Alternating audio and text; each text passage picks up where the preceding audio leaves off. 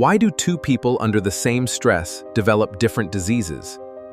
The difference lies within their unique biology.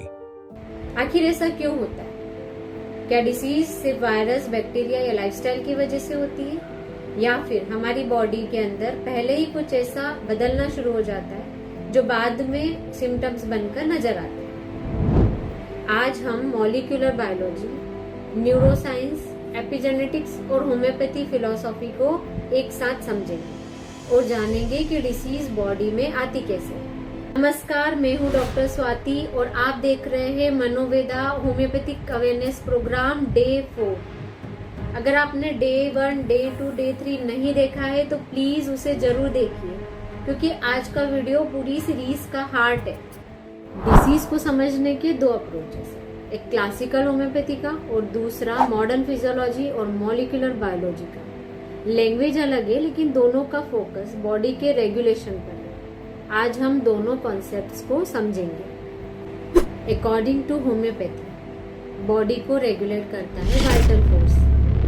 ये कोई visible organ नहीं है, ये बॉडी का रेगुलेटरी प्रिंसिपल है। जब एक्सटर्नल मॉर्बिफिक इन्फ्लुएंसेस जैसे chronic stress, emotional trauma, poor lifestyle, sleep disturbance, environmental changes body पर कंटिन्यूसली अफेक्ट करते हैं, तो सबसे पहले डिस्टर्बेंस इसी रेगुलेटरी सिस्टम में होती है। होम्योपैथी में इसे डायनामिक डिरेंजमेंट कहते हैं। वाइटल फोर्स बोल नहीं सकती, इसलिए बॉडी सिम्टम्स के थ्रू सिग्नल देती है और ये सिम्टम्स 3 लेवल्स पर दिखते हैं। मेंटल सिम्टम्स जैसे fear, anxiety, irritability, depression and confusion. General symptoms जैसे fatigue, sleep disturbance, appetite changes, heat और कोल्ड इंटॉलरेंस और एनर्जी चेंजेस।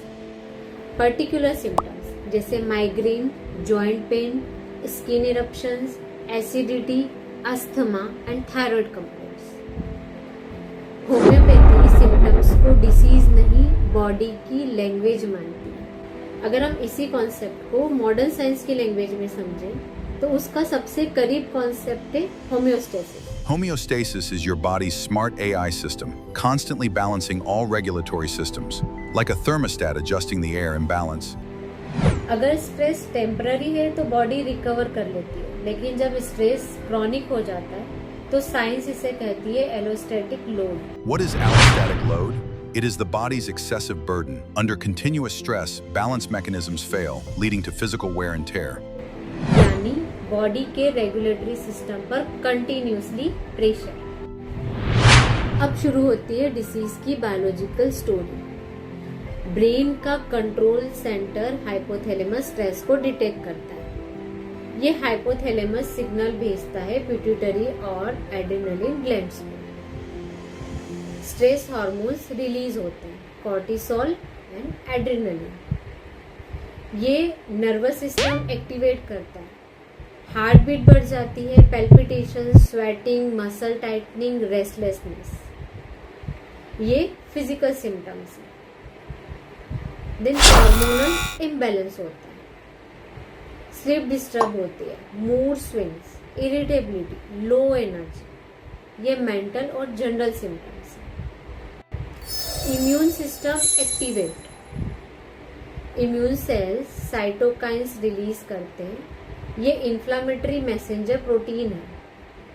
ये ब्रेन तक पहुंचकर सिकनेस बिहेवियर जनरेट करते हैं, जिससे बॉडी एक, fatigue, low motivation, loss of concentration, कभी कभी फीवर भी। यानी बॉडी के रेगुलेटरी सिस्टम डिस्टर्ब होने से सिम्टम्स डेवलप होने लगते हैं। एक ही स्ट्रेस, 2 अलग रिजल्ट्स क्यों? ये सबसे इंटरेस्टिंग क्वेश्चन है। एक ही फैमिली, एक ही ऑफिस, एक ही स्ट्रेस, फिर भी सब लोग सेम डिसीज डेवलप नहीं करते।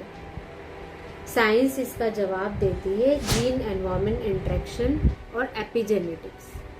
डीएनए एग्जाम्पल, डीएनए एक रेसिपी बुक है, एनवायरनमेंट उस रेसिपी को पढ़ने वाला रीडर है। रेसिपी वही रहती है, लेकिन कौन सी रेसिपी कब यूज होगी ये एनवायरनमेंट डिसाइड करता है। एनवायरनमेंट सिर्फ वेदर नहीं, ये सब एनवायरनमेंट का पार्ट है। आइडेंटिकली ट्विंस का डीएनए लगभग सेम होता है, फिर भी उनमें अलग अलग डिसीज डेवलप हो सकती है अगर उनका एनवायरनमेंट और लाइफस्टाइल अलग हो। डीएनए मिथाइलेशन, स्ट्रेस कुछ जीन्स को ऑन या ऑफ कर सकता है। डीएनए सीक्वेंस चेंज नहीं होती लेकिन जीन एक्सप्रेशन बदल सकता है। हिस्टोन मॉडिफिकेशन, डीएनए प्रोटीन के अराउंड रैप्ड होता है। हिस्टोन चेंजेस डिसाइड करते हैं कौन सा जीन्स एक्सेसिबल होंगे।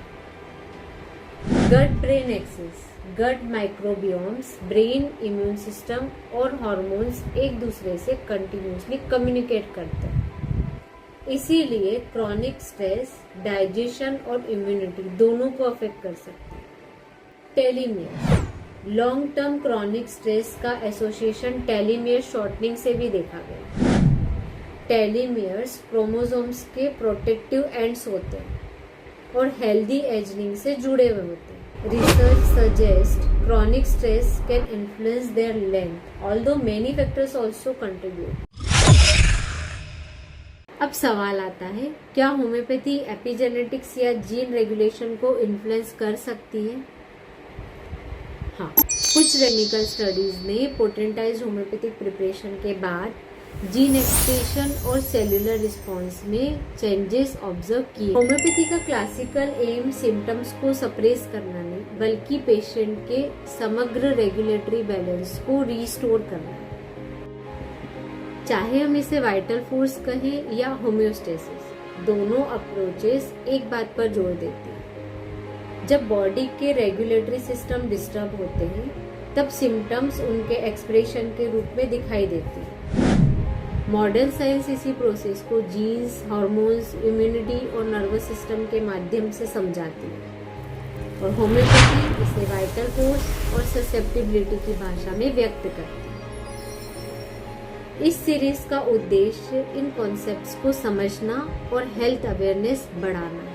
तो ये साइंटिफिक अवेयरनेस वीडियो वैल्यूबल लगी तो इसे अपने फैमिली और फ्रेंड्स के साथ जरूर शेयर कीजिए और कमेंट करके मुझे बताएं आप किस टॉपिक पर अगला अवेयरनेस वीडियो देखना चाहेंगे, क्योंकि अवेयरनेस ही हीलिंग की पहली सीढ़ी है। Stay healthy and keep smiling. Thank you.